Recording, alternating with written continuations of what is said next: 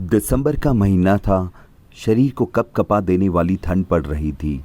रोज की तरह सोनू आज भी मॉर्निंग वॉक पर निकल पड़ा। वैसे तो सोनू रोज मॉर्निंग वॉक पर जाता था, लेकिन आज की वॉक उसके जीवन में एक नया मोड़ लाने वाली थी। वॉक करते समय सोनू की नज़र एक लड़की पर पड़ी जो कपड़े सुखा रही थी। कुछ पल के लिए सोनू रुक गया।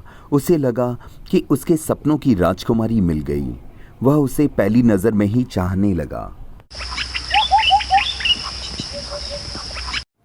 अब सोनू रोज मॉर्निंग वॉक पर जाता और उस लड़की को निहारता रहता। धीरे धीरे एक तरफा प्यार बढ़ता गया। एक दिन सोनू ने हिम्मत करके उस लड़की को अपने दिल की बात बता दी।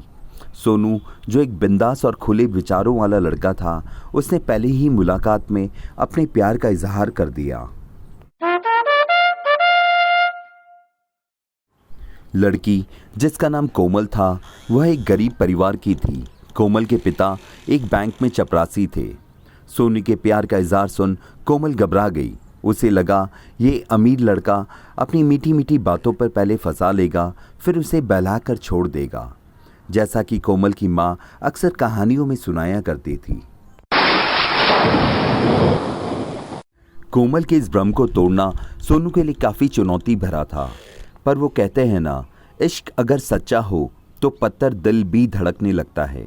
सोनू ने हार नहीं मानी और कोमल को शादी के लिए मना लिया। आज 14 फरवरी प्यार करने वालों के लिए खास दिन है।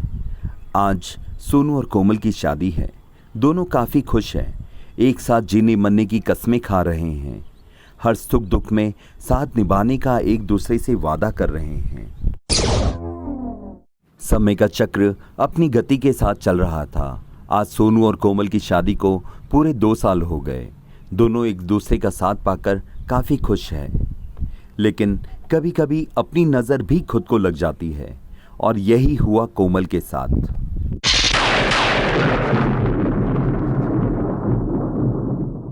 कोमल को एक घातक चर्म रोग हो गया, जिससे उसका शरीर विकृत हो गया। अब कोमल को ये डर सताने लगा कि कहीं सोनू उसको छोड़कर चला न जाए। वह दिन रात इसी चिंता में डूबी रहती। दुखों का सिलसिला अभी थमने का नाम नहीं ले रहा था। सोनू अपनी आंखें एक एक्सीडेंट में गंवा देता है। कोमल और सोनू आपस में एक दूसरे का सहारा बन समय काटने लगते हैं। धीरे धीरे कोमल की तबीयत और बिगड़ने लगती है, और एक दिन कोमल की मृत्यु हो जाती है।